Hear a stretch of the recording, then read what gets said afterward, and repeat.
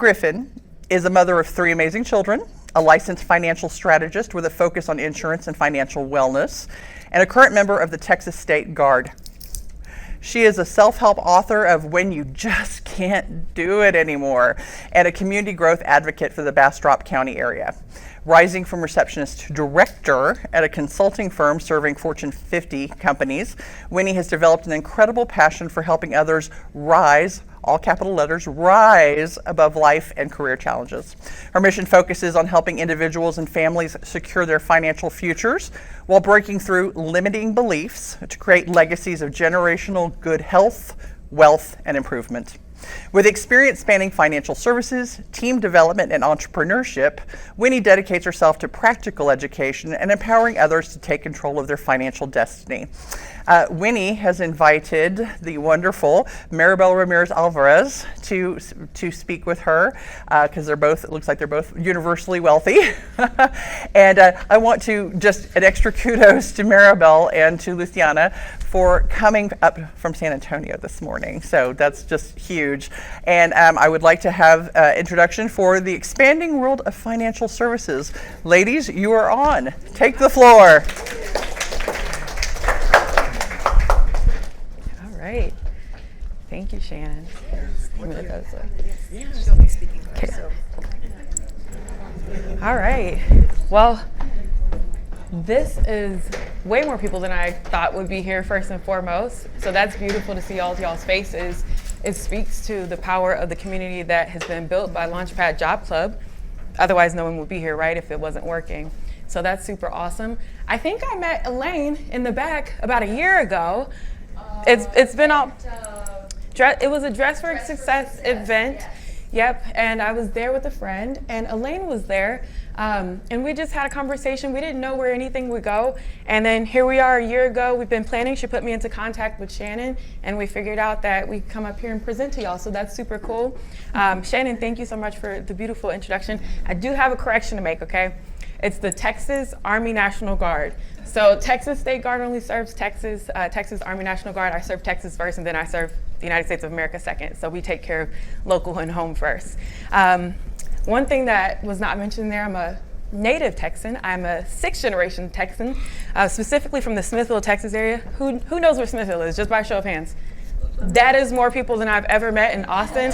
I am so serious. People go, where are you from? I say Smithville, and they go, what is that? And I'm like, it's right down the road.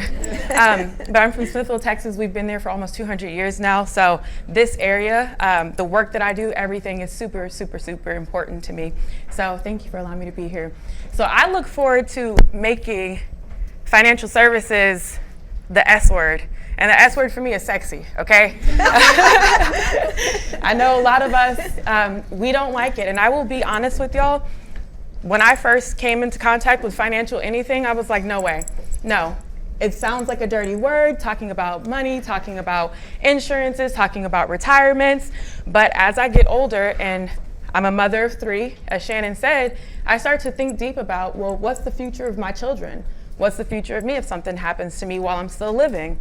What's retirement look like? We know that retirement in this day and age looks drastically different than retirement looked 20 years ago, 30 years ago. The reality of Social Security for my generation is dwindling, and is dwindling really, really, really fast. Taxes keep going up, so many different things keep happening, and we'll talk about that as we present to y'all. One of the things before I introduce Maribel that really sets us different with Universal Wealth is, one, this isn't your typical job. In fact, you can have any job you want, and you can maintain that job for as long as you want alongside the work that we do at Universal Wealth. I work as a teacher during the day, and I love what I do during the day with the high school students. They drive me crazy, but I absolutely love them. And I learn so much from them just for everyday life things. And I don't want to give that up until I get to the point where I say, you know what, now I'm tired from this. So this isn't something that you have to give up one lifestyle or another for. It's just something that we get to do in addition to whatever else we love, and we get to serve people in a very, very, very meaningful way, an extremely meaningful way. So with all that said, I have Maribel Alvarez here with me, who is amazing. She's been in this work, the financial services industry, for 15 years now, and she has one of the largest agencies within the universal wealth system. So she has about almost 250 people on her team now, which is incredible. She loves changing lives. She's got her biggest champion and ambassador, Juliana, sitting up here with us, who is at every single meeting. Yes. You can clap for her. Yeah. Yes. Yeah. But she really, really, really has a passion for this work and what we're able to do for people and their families. And her work speaks for itself. She's a wife as well, and just an all-around amazing person that have the pleasure and honor of being able to have speaking with me. So you'll see us bounce off of one another as we do this presentation. This is a very education-forward presentation, so it's not like what you're used to when you're used to most jobs coming up here probably. It's gonna be a little different. It's gonna be a little against the grain, a little rebellious, a little revolutionary, where we're gonna show you a different side of what the working world could be like for each and every one of you, or some of you, or however many people would have the opportunity to entertain what we do. So, with that said, you ready to get started? Let's go. Okay, yes. Awesome. Yes. Awesome. We also have Angela Carter. If y'all have any questions, Angela's just a support. She's in the back. Y'all can ask her some questions, but we're gonna go ahead and get started. I don't know which way to point the clicker. Probably up. Did it work? Probably Awesome. Awesome. So with Universal Wealth, we have a very simple mission, and it's to build generational wealth and achieve financial freedom. This is not just for ourselves, but this is for everybody that we serve. Generational wealth is really important, and I know the dirty W word, wealth, right? In a time when money is funny, and we do have some unknowns going on around us with the changing climate, but I think it is super important, as wealth embodies way more than just money itself. Way more than that. So we're here to really help people do that and to also achieve financial freedom, so we don't have to worry about who's doing what with the money in this industry or in this part of the government, and who's going to shift this and take that. We want to make sure that people are really protected, and we want to make sure that people are able to actually start living in their dreams and doing things that are important for them. And like I said before, we're doing it in a very non-conventional way that challenges the convention. All right, so whenever we talk to people, these are some of the most common financial concerns that we come across. And hey, y'all, this is designed to be interactive. So if you see something and you're like, yep, that, you can say it, raise your hand. Inflation, rising taxes, like everything. But rising taxes, y'all are in Austin, Texas. Do y'all all live here? Yep. How many of y'all lived here for more than 10 years? Okay, so y'all know how things have changed drastically. I had came to Austin, Texas for college in 2010, and I was here for 13 years. During that period of time, everything changed. Inflation hit. We went from having my very first apartment out here, it was $525, all inclusive, okay? That was everything paid for, right? And that was an apartment by myself. It was a nice one bedroom. And today, that exact same apartment complex with a few renovations, just updated off of Riverside and Royal Crest, that same apartment unit, the exact same one, is probably closer to $1,800 right now. Okay, so everybody in Austin, y'all understand inflation and rising taxes, how that impacts us. Yep. There's market losses. Some people, as we start to age up, are getting concerned with outliving their money and becoming disabled. What do you do when you become disabled? It's a reality. A lot of Americans get some form of disability at some point in life. We're starting to think about leaving legacies to those that we care for, whether it's our dependents, the people who depend on us in any way, shape, or form, whether that's our children, family members, or even the causes that we care about. Most people don't even think about leaving a legacy for the causes. So that way, when turmoil hits, you can leave something for causes that are very, very, very, exactly, they're important for you. So that's something that's important, managing debt and indecision. So somebody, maybe 3 people, which of these things is impacting you the most right now? Yes? I'm actually most affected by 3 of them. They're not mine, they're my parents.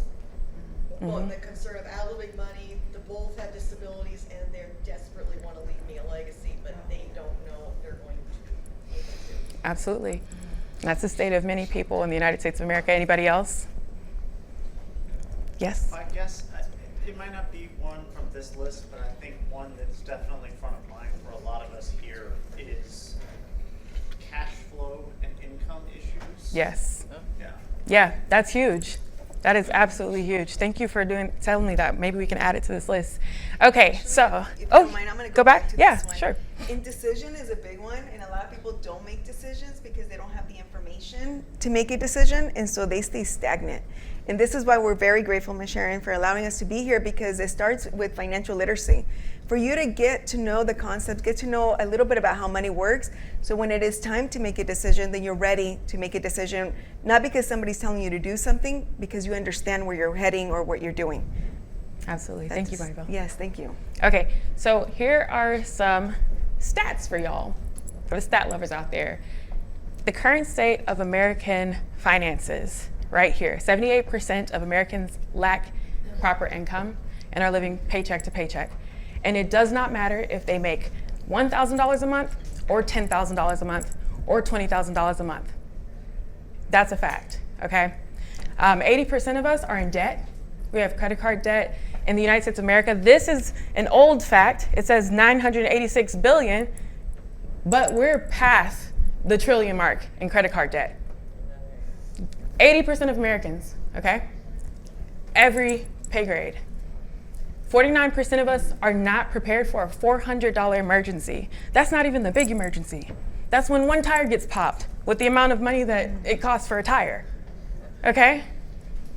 That's 49% of that's almost half of the United States of America. And then 51% of us cannot retire properly. Some of us think we can, and we may be able to retire for a few years. Anybody in here retired and then went back to work or back in the field? You don't have to raise your hand if you don't want to, but if you understand it and you know it, there's a lot of us who, we were planning to retire, and the retirement reality or dreams of retirement have been dashed by a society that's just increasing in cost, by market losses within our retirement accounts that we don't know how to combat, and so much more. 40% of us are not insured. Health insurance, life insurance, all you think of, any of the most important insurances for us. So when crisis does hit, what happens? You're battling a chronic disease, what happens? You die or you suffer immensely, and your family suffers immensely because then they have to step in and become that insurance for you, right? And that's something I think a lot of people don't really think about, is that if we don't have proper insurance, then our family becomes that insurance. And that means that we put a tax on them to become that insurance on behalf of us. And then 34% are financially literate. I was telling Angela, I was like, I don't like this. I don't like how this number is put, because it kind of sounds cool at first, but if you flip it, if 34% of us are financially literate, that means 66% of us in America are financially illiterate. That means 66% of Americans cannot have a conversation where they teach somebody else about more than one financial literacy topic or product. Y'all got any questions about that before I? No? Okay. This is interactive, so y'all are free to stop me at any point, okay? I don't know. All I'm saying right now is like, look, moving to Sweden looks good. It does, but there are things that we can do. Yes?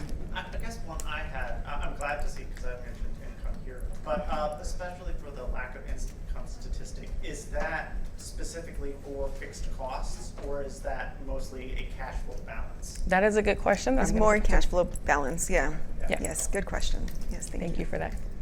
Okay, so anybody know what you're looking at right here? You know? Juliana knows. She's seen this a lot. This is all of our neighborhoods. These are our communities.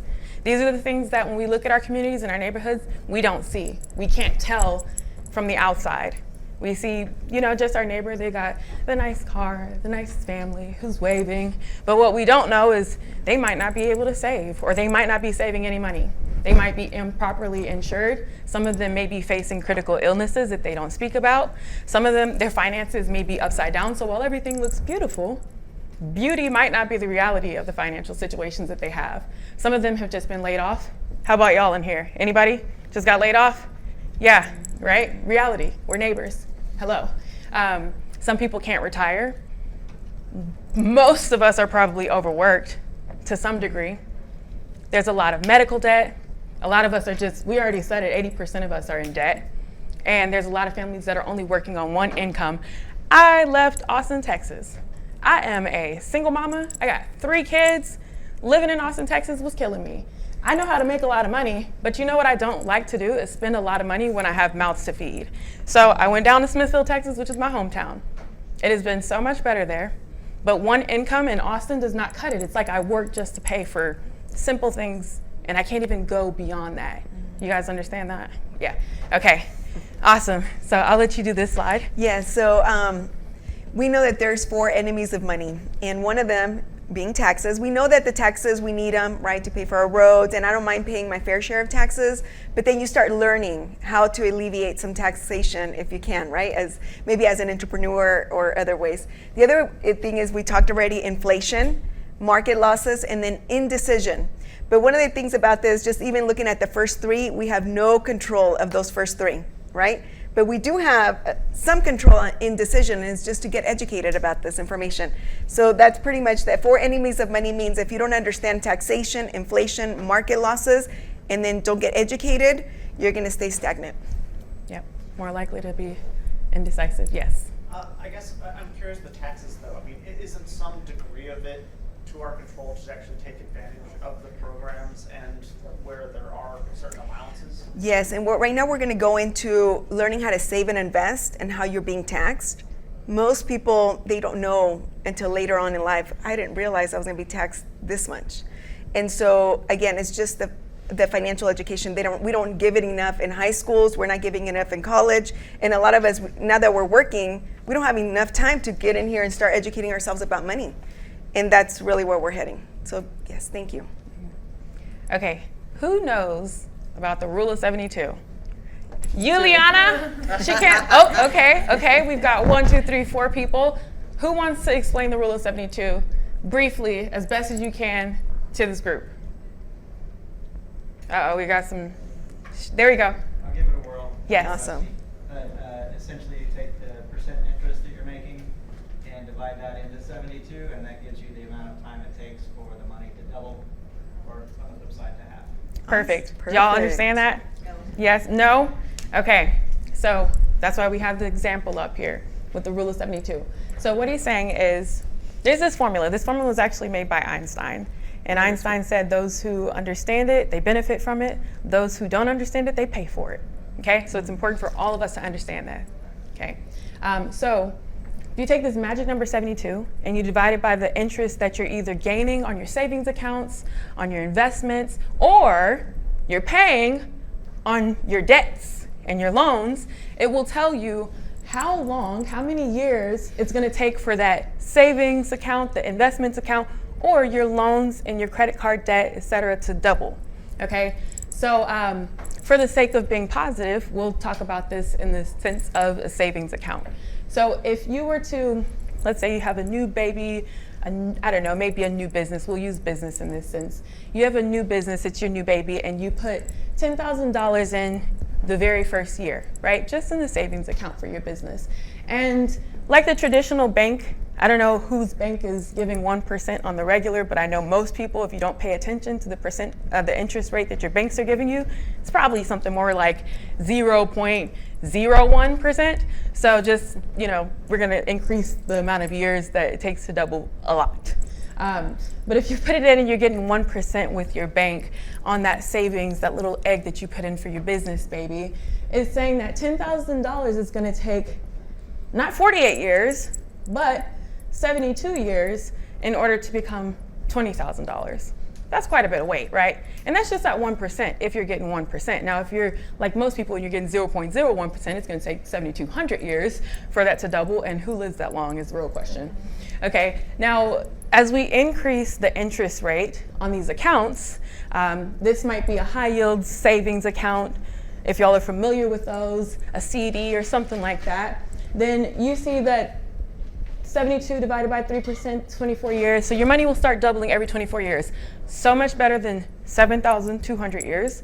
So much better than 72 years. But it's still kind of slow, right? You only get so many 24-year periods in your lifetime, right?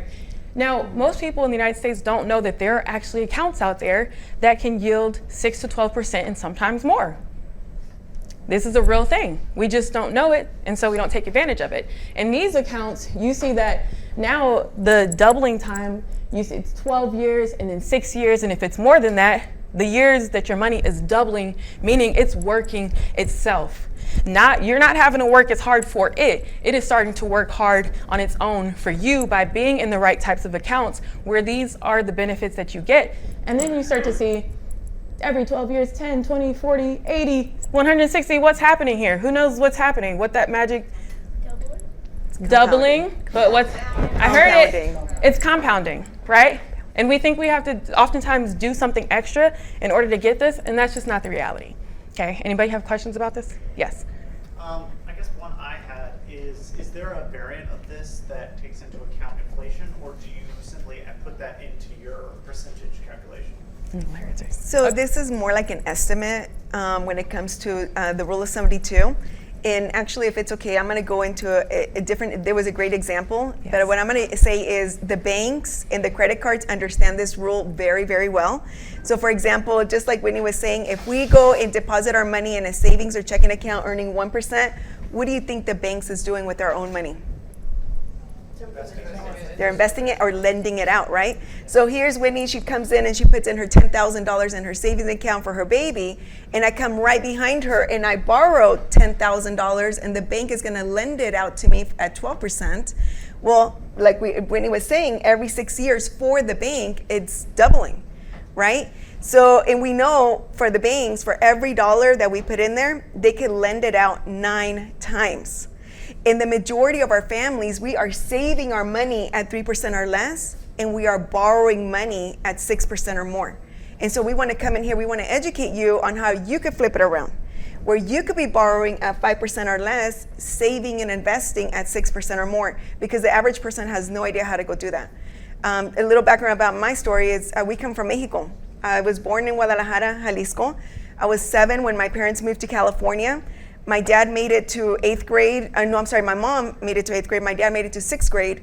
So educational wise, my parents didn't really know how to do basic math or even reading. I remember being about 8, 9 years old, I was already translating letters for them, right? But one thing my dad was very smart to say is, you know what? We have this incredible opportunity to be in this country, and we have to make the best of it. And I need you all to get an education and get a business.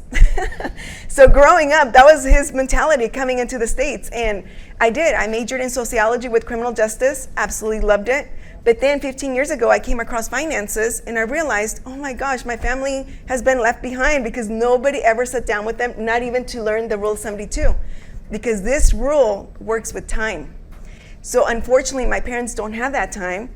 But now I feel like it's on me now. Like I have to learn this information, hopefully pass it on to my kids, and then they learn this information, and then that's how we empower ourselves and our legacies, just by basic concepts like this. So lending it out and educating ourselves, again, to start thinking like the banks, borrowing at really low interest rates, and investing at higher interest rates. Yes, sir? Just to answer Benjamin's question, if you want to calculate the real value of the money, you can't just, it's an estimate, right? So It is an estimate. If you're gaining at 6% and inflation is 3%, you can just do the calculation. Well, actually, that's such a great point because I actually had somebody not too long ago, she told me, Maribel, I already have a CD earning 4.5%. I'm like, wonderful. I go, do you know what the taxes are going to be on that? Once we figured out the taxes, I'm like, you're not earning no 4.5. You're going to earn less than that because at the end of the year, whatever growth you have to pay taxes on that. And again, that's why learning the rules of taxation are as well, preparing for that future. Yes, and inflation. Well, everything, the cost of goods, we already know that. As moms, we see that, and as we go grocery shopping, we see that. So thank you. All right. I'll leave this with you. Okay, yes, well, this one is kind of what we talked about. Some of our banks, you might see them up here. This is an average savings account. This is what the average credit cards accounts look like. And these are average. Actually, I've seen credit cards up to 37% now. And then, God forbid, they go and get these loans from like these payday loans. Do you guys know what the average interest rate for those loans are? 50%. No, I've seen up to 200 Yeah. and 300%. Yes, and it's compounding against them. That's why these people get so caught up in these nets and they don't know how to get out of the debt. And so that's actually one of the things we love to do, help people get out of debt and learn how to save and invest once they're done out of that. So. All right, so these are the 3 buckets that we accumulate and grow our money in. We've got fixed, we've got indexed, and we've got variable. So our fixed accounts, these are accounts that have guaranteed interest. So your bank account has guaranteed interest in it. Your principal is safe. That means the amount of money that you put inside of your bank account or that comes inside of your bank account, you don't have to worry about losing it, right? It's not in the stock market. It's not going to drop if the whole society just goes down, unless, of course, the banks and tech crashes, but that's a whole different story. We won't talk about that. But the thing with these accounts is if you use them as your saving modality, they usually don't outpace inflation. So your money, the longer it sits in these fixed accounts, the value of your money actually decreases with time. And then in our indexed accounts, how many of y'all have indexed accounts or have heard of indexed accounts? Yuliana is like all over everything, y'all. She is all over it. You have indexed accounts? Yes. And so you understand how they work. Have they been working as they should? Yes. Do you want to share with people how they work? And just explain to them this graph, because people who don't have index accounts might not understand what this is. Based on an underlying index, and maybe it's stocks or something else, but when those things go up a certain amount, or your return goes up as well, and if it goes down, it stays. Yes. That's right. Did y'all hear that? So in index accounts, which most people, when we work with them, we look at their buckets of money and where their money's living and sitting. Most people have it in this account and this account, and there's typically zero on the majority of people in this particular account right here. Yet this is the only account. What's your name? Tom. Thank you, Tom. This is the only account that, as Tom was just saying, which it participates in the indexes of your stocks or some other attached market. And as that goes up, it participates in the gains. However, if that thing drops down, as you can see right here, it just stays level. There's a floor to it. So you never have to worry about losing money in these accounts. They only gain. How many of y'all would have these like yesterday if you knew about it yesterday? No? Yes? Maybe? That's okay, because education is what makes the difference between having something and not having something. And that's why we're here. So it only participates in the gains, and it's protected from the downside in the market. One of the things with these is there are qualifications to contribute to these accounts, which is really important to know. Then there's the variable accounts. Our variable accounts, this is our stock market. These are our 401ks. There are the types of accounts, 401ks, the 403bs, 457s, different retirement products that most people have. They are fully exposed, fully variable, meaning on the bright side, if the market goes way up, these accounts can go way up. Who has seen some big returns on your retirement accounts? Yes, yes, yes, yes, yes, yes. So they're lovely, right? Now, what's happening right now? Dumpster fire. Dumpster fire, okay? Right, so now that the market is falling, these accounts are taking a hit, and this is actually money that you worked hard for. This is money that you have been putting from your own personal income into these accounts, and it's getting a hit taken on it, so the account value is not guaranteed. Yes? Yeah, I have a question about the index account. Yes. Back there. What do you mean by must qualify to contribute? So depending on the carrier or provider of the products that these index accounts are in, you have to maybe be within a certain age range. You could potentially have to be within a certain health range. There's different qualifications. So it would just depend on the companies, yes. So there are some slight barriers to it, but these are barriers that you may be able to qualify for, the people that you work for. You never know until you at least try. So it's not based on income or minimum contribution? No. It's not based on income or minimum contribution, so anybody, literally anybody, Yeah. could participate in It these. sounds like it's based on your health or age. Potentially. There's different types of I'm going to say products or Yeah. plans that there is a suitability form or there is a health part of it that they do in order for you to have access to the index funds. Yeah. So there are actually funds. And if I could add one thing to the variable, exactly what Wini was saying, yes, you have potential for higher growth, but you are going to lose money in the market. The market starts to go down. But one thing that most people don't realize, yes, the markets usually do recover, right? So you will eventually get back to where you were, but what you actually lost is time. Mm-hmm. So if you understand the rule of 72, you didn't just lose the money. What you really, really lost is the time, because it takes time to recover from the losses, and then from there you're trying to gain it again, but then God forbid there's another down market.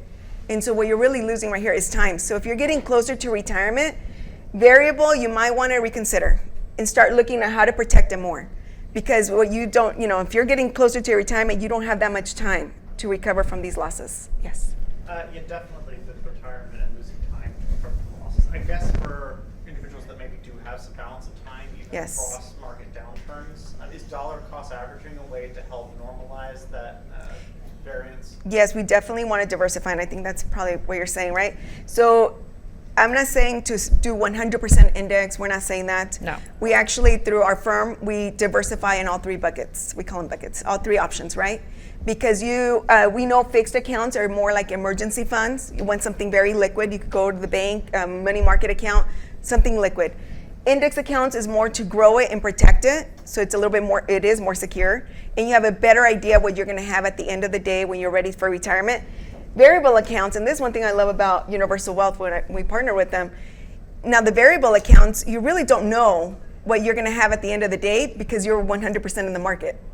So right there, any excess money, okay, yeah, let's let it drive in the market. But what we want to do is we want to educate you how to grow it and protect it as much as you can. Any excess money, let it ride. Yeah, sorry to clarify. I was not talking as much about diversification. So when I talk about dollar cost averaging, it's more referring to when you're buying into the market, having a consistent rate of Return. buying, which means that when markets are higher, you get less purchasing power. Yes. But as markets decline, you That's have what you increased buy. purchasing power that when markets recover, you have Yes. increased gains. Yes, and you are right. That's when you're working with stocks, right? Yes. Or mutual funds. Absolutely. Yes. Thank you for sharing that. Thank you. Okay, we're gonna move us along. All right, so this is the three buckets that we get taxed in all the time. You're either being taxed now, taxed never, / advantage, or taxed later. So any money that's in your stocks, your crypto, your bank accounts, you're always gonna be taxed on it. Your gains, your income, the check that you get from your jobs, your short-term capital gains, they might not outpace inflation, correct? Now, in the tax never accounts, I will say this. Look at these as your fixed accounts, your index accounts, and your variable accounts.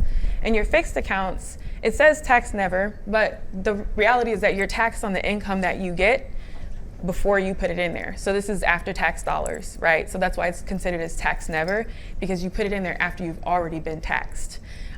These are your Roth IRAs, your municipal bonds, your cash value life insurances, and these particular products, they benefit from tax-free distributions. So when you need it up to a certain point, there are things that you have to know about it, but when you need it, you don't have to worry about getting taxed on the money that you need using your own money. There's tax-free access to it, and then there are no required minimum distributions. So you don't have to be 59 and a half to go and take it out if you need it. You don't have to worry about getting penalized if you need to take it before a certain age or stage. Actually, the Roth IRA does have that rule. The Roth IRA, you can touch it prior to 59 and a half, but it does not have the RMDs, which IRS requires you to start taking distributions from 59 and a half to 73 because you already paid your tax up front. So, but the cash value life insurances, now they don't have that rule. As long as you have cash value, you could borrow against it at any time. We have a lot of real estate investors. They put a lot of that money in there and they could turn it around within a year or two and pull that money back out and invest it in properties or in assets or whatever they want to do with that money. But they're not restricted by when they could touch their own money. Thank you so much for clarifying thank that. Y'all, my brain was in one place, and I'm so glad I have her up here because I would have rolled, and then I would have went, oh my God, did I just go and say that in the middle? Oh my goodness. Okay, so thank you so much, Maribel. Your tax later, tax deferred, this is where your 401ks are, your traditional IRAs are, and your pensions are. So you don't get taxed up front, right? The taxes are deferred. You put your money in, you don't have to worry about taxes being taken out on it while it is at its smallest.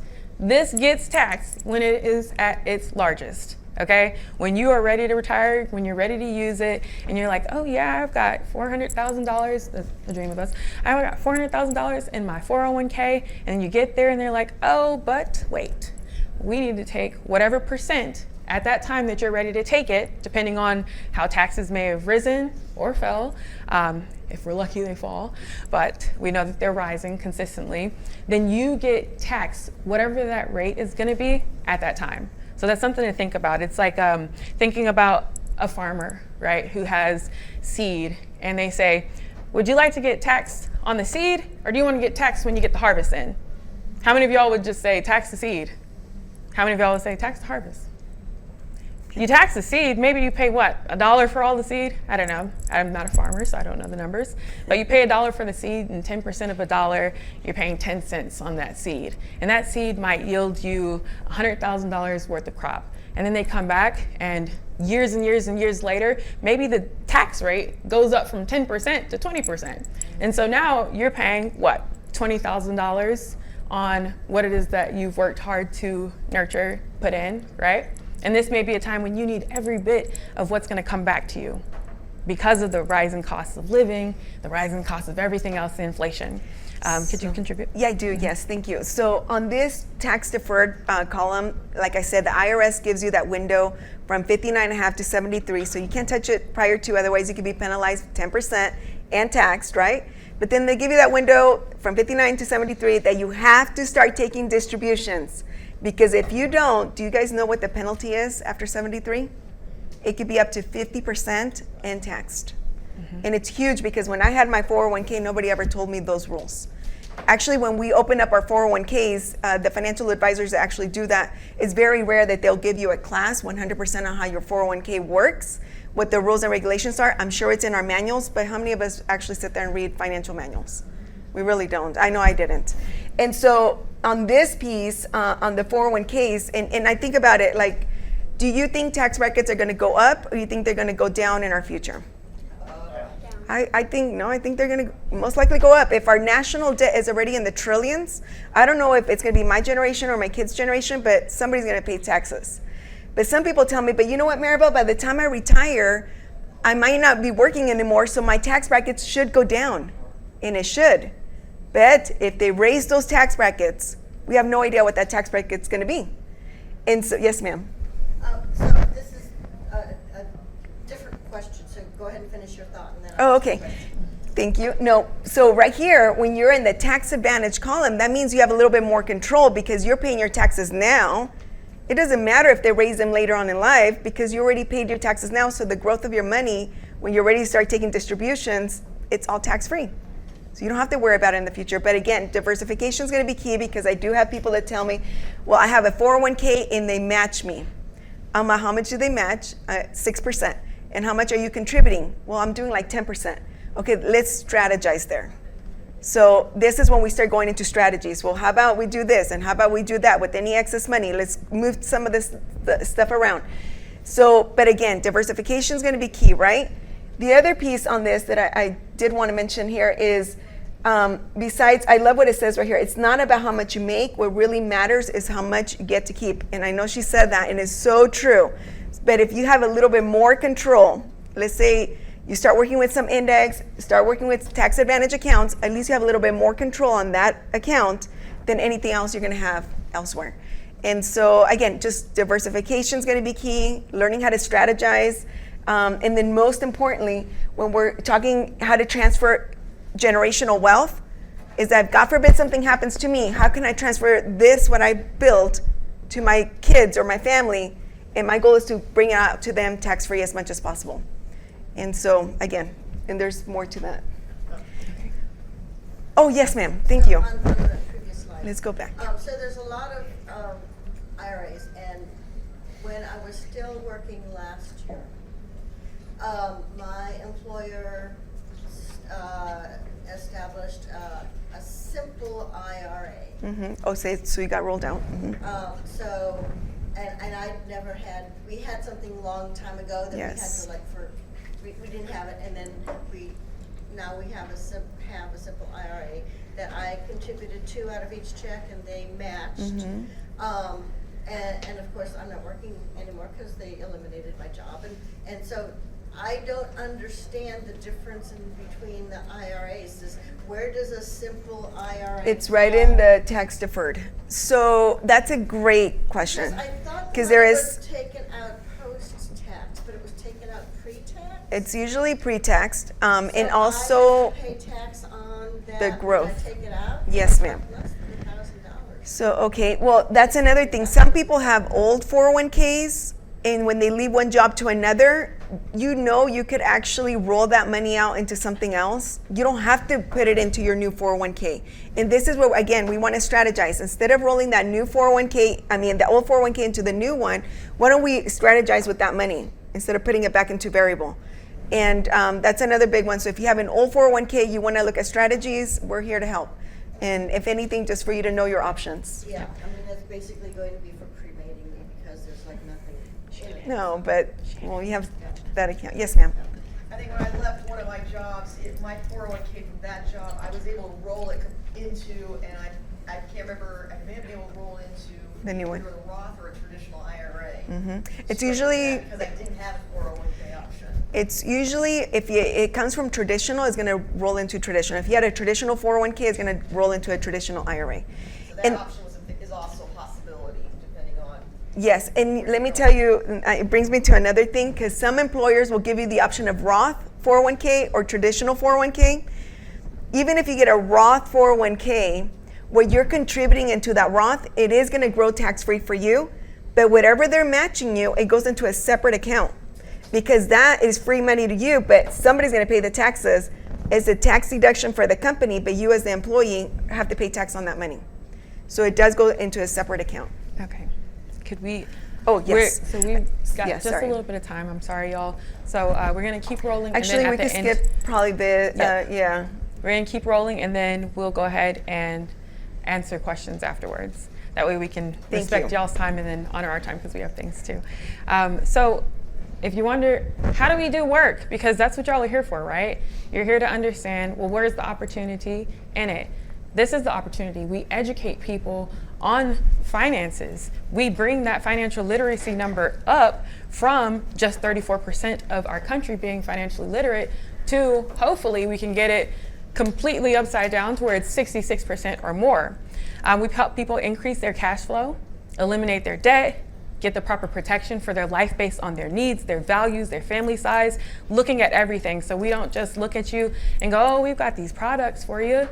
We don't care what your income looks like, or maybe we'll ask for your income, but we don't care about what your family size, your goals, or the actual expenses you have look like and just throw people into something. No, we make sure people are protected properly and they get products that make sense for their entire actual life right now, considering the future and if anything happens. We help people build their wealth, preserve what they've already built, and then understand how to properly set up their emergency funds. So that way when rainy days do happen, we're not looking at $400 or less and saying, what am I supposed to do? And then going out there and getting trapped into some of these different loans and putting ourselves in further debt. So we have this beautiful process, this little widget. My favorite tool ever is the financial needs analysis. We do a full deep dive analysis of all of our clients' income. So we look at beyond just what they make and what they put out, but what are their goals? What are some of the dreams? What are some of the things that they want to work towards? How many family members depend on them?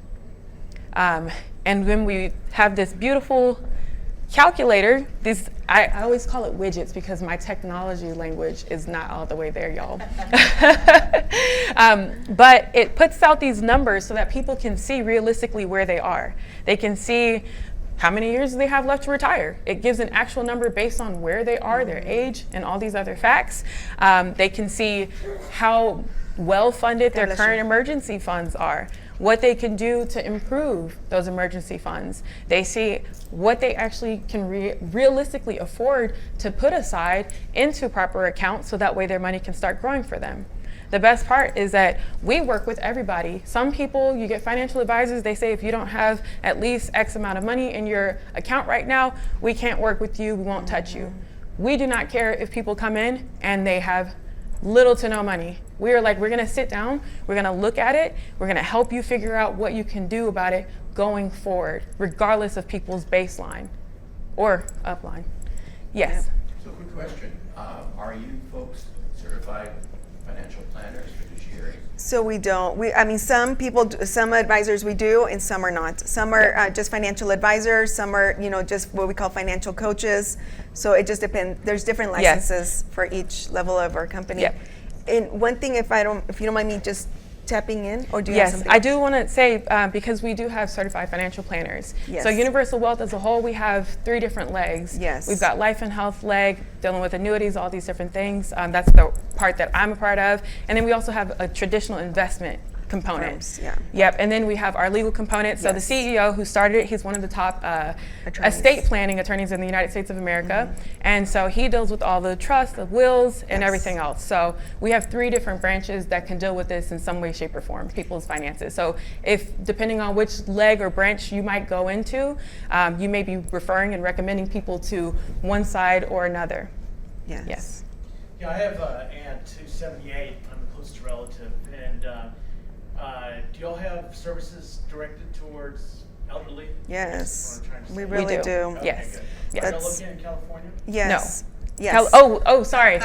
Sorry, we- I'm thinking immediately. Texas. Yes, we're all over the We United are. States. We're in 50 Yeah. states. Okay, Yep. I'll talk to y'all later. Yes, Yeah. absolutely. And you know, one thing about this up here that I really want to mention when you're building your wealth, I know everybody knows their social security number now, right? Oh, yeah. But do you know your financial independence number? Your FIN number. This number is going to seriously, at least you have an idea what you need that's going to carry you through your golden years. Because if you don't have that number, the worst thing that could happen is you're going to run out of money. And then you're going to have to, you're now in your 70s, mid 70s, and having to go back to work at least part-time somewhere just to make ends meet.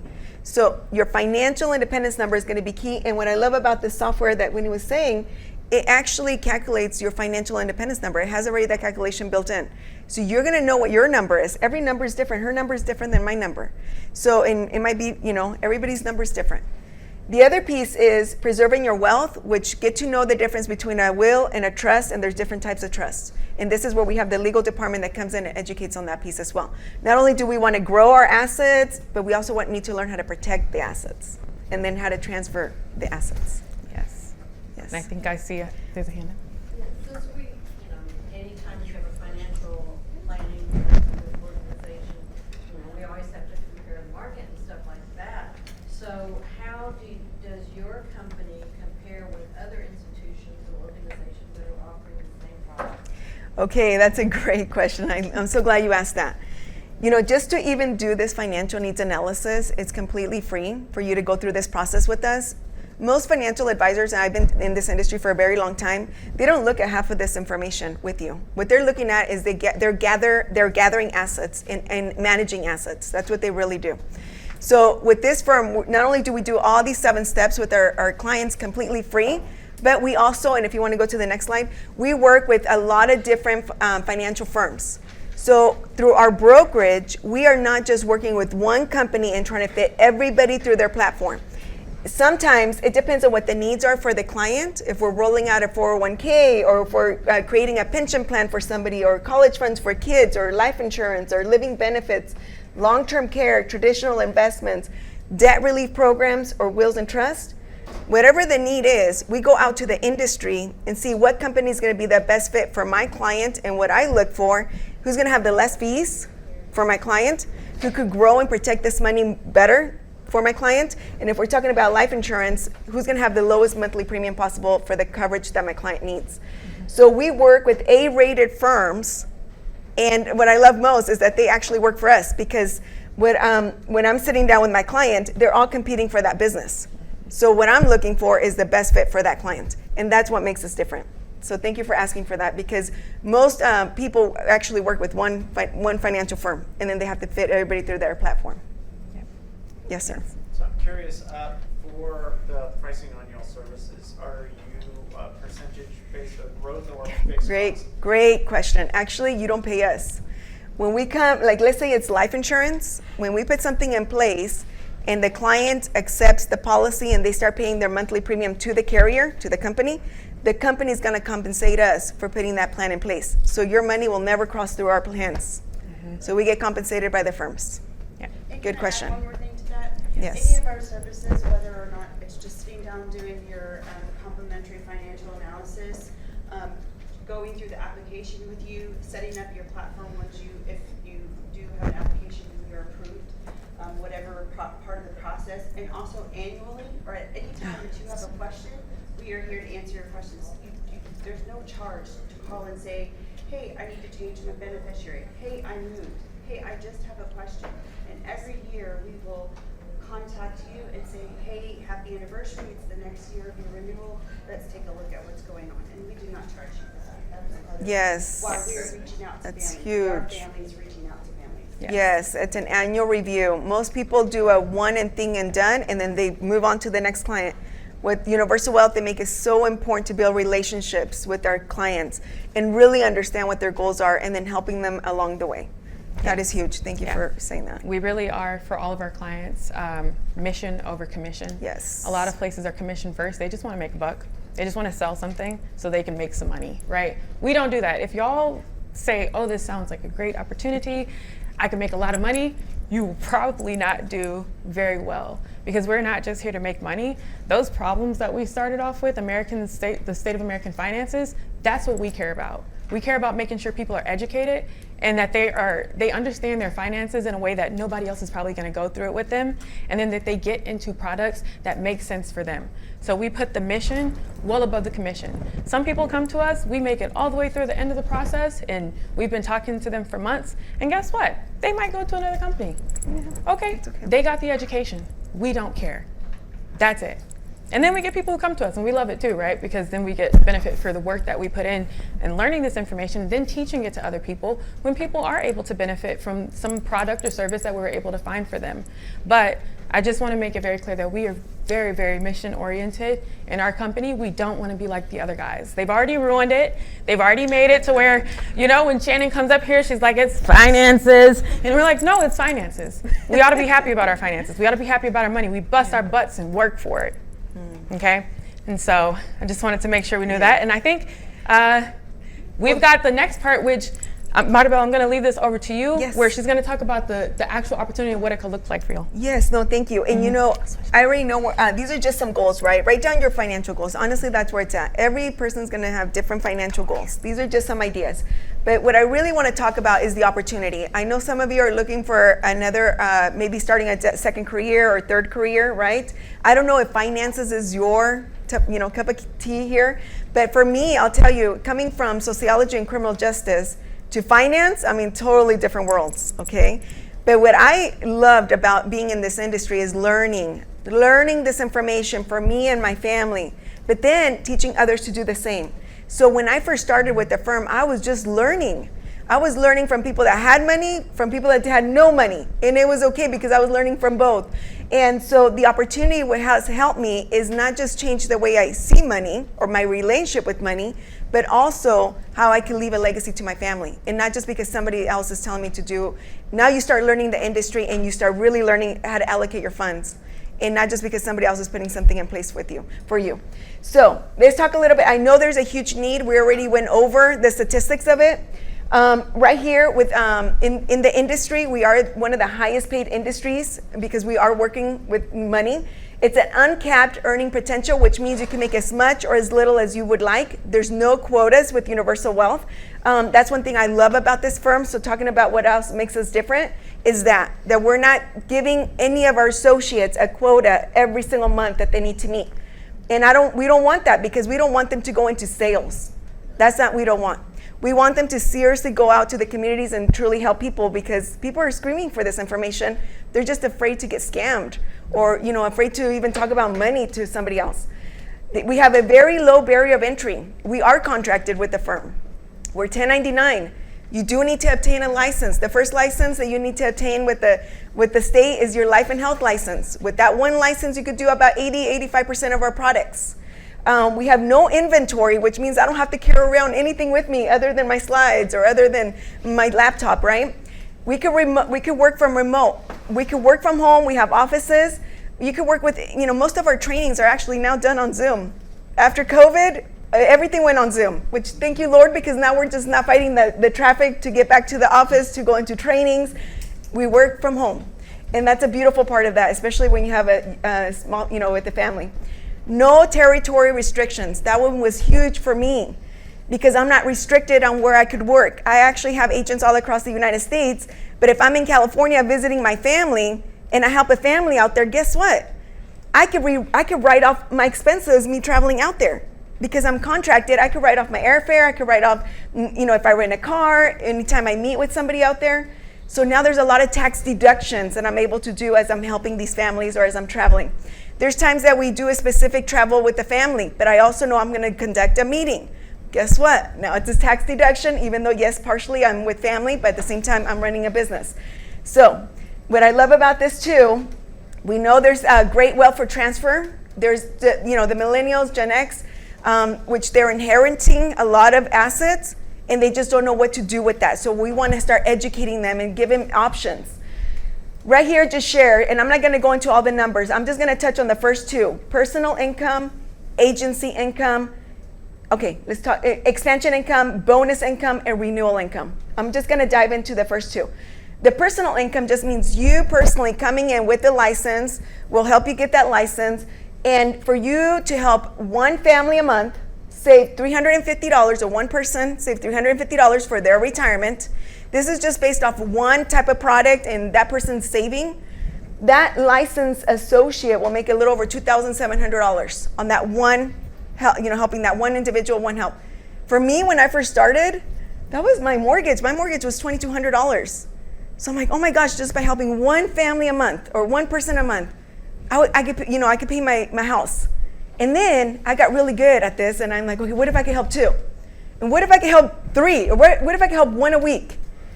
Well, when they showed me the numbers, if I could help one a week, starting brand new, you're making over $10,000 a month, and I could work remotely from anywhere, as long as I have internet, or from home. I was blown away because my previous career, I was leaving my house at 7:30 in the morning, and I was not getting home until 6:30 because of the traffic. I was seriously gone all day.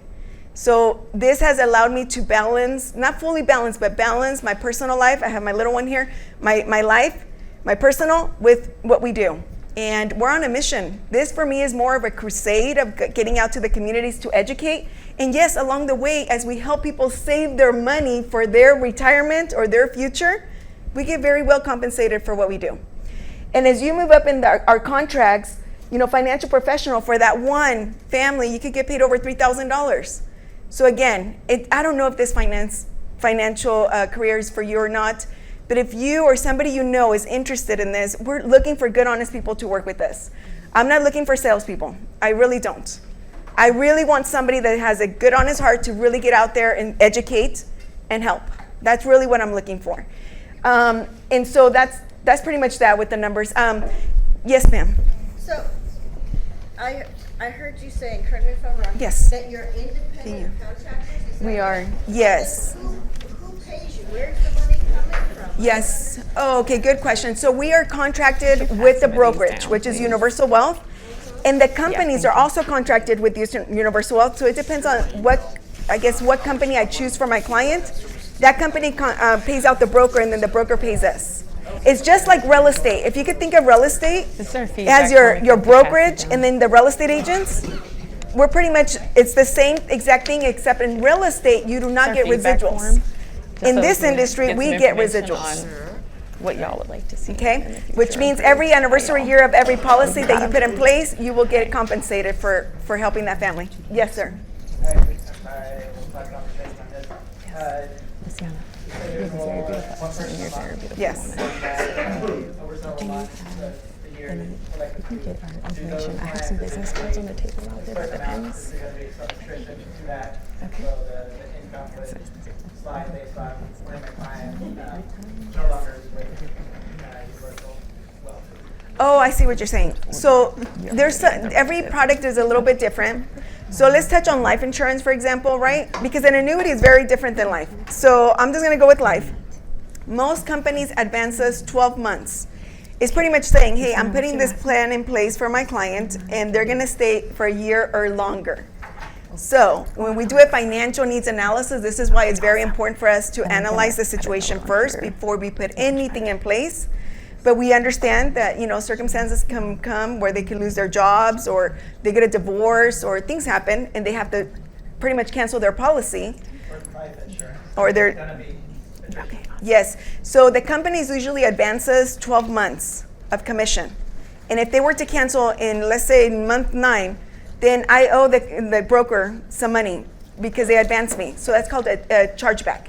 But on my next time that I get compensated, they'll just deduct whatever I owe them, and then they'll pay me the rest. So that's how that works. But thank you. That was a great question. Now, the annuity side is very different. The annuities, as long as they pay into their plan, it's usually a lump sum. They advance me my commission. I don't have to worry about it. For me, I don't have to worry about it again, even if they were to cancel. Yes, thank you. And one more thing that I know Maribel and Wini were talking about, part-time. This could also Yes. be a full-time career if this is, once you get into it. There's some people who've actually transitioned. There's some people who decided that, hey, this is my mission. I know what I can do, and I know who I can talk to. This is not about, like Maribel said, we're not into sales. We're not into buying lists and calling random people. We're talking about people in our community, talking about people, our friends, our family. One of the things we talked about last weekend was look at your phone and look at all your contacts. Who do you know that you just want to spread the word about? Not sell something to, but just spread the word about and educate people goes into actually implementing the different accounts and strategies that we have. Thank you. And one other thing I want to say, some people, they don't want to do what we do, but they do want to learn the 7 steps for them and their family. So you go through that complimentary review. The other piece is the part-time or twin career, which means, hey, Maribel, listen, I do love where I work, but I would love to help out on the side, maybe as a referral partner, which means you don't have to do what I do. But if you know somebody and you refer them out to us, let me do what I've been doing the last 15 years and help out that individual. If you put anything in place, you will be compensated for that referral. That's called a referral partner. Somebody that wants to do it part-time, like I see my friend here, Angela, she's a full-time engineer. This lady runs a huge organization, but yet she sees the value of what we do when it comes to education. So she became a part-time partner with us. So she does this in pockets of time throughout her week to help us move this movement of education when it comes to money. Then we have me, that I am full-time, and Wini also is part-time because she's a full-time teacher, but she does see the crusade of it, and she wants to help us and educate. So again, thank you so much for today, and we're very grateful to be here, and whatever we can do to help, just put whatever notes you have. We're happy to reach back out and answer any questions. Thank you, Ms. Shannon. Ladies, yay.